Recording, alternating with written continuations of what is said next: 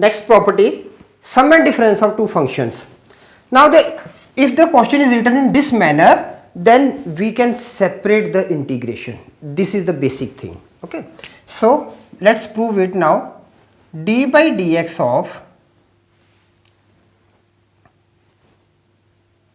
integration of fx dx plus minus gx dx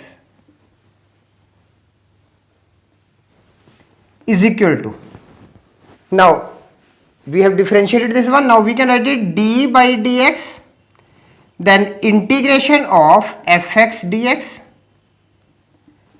plus d by dx integration of gx dx, or this is equal to what?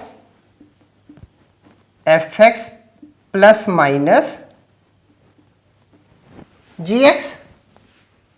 Okay. Now by definition, as already we have explained it, by definition, now fx plus minus gx is equal to integration of fx dx plus minus integration of gx dx. Simple.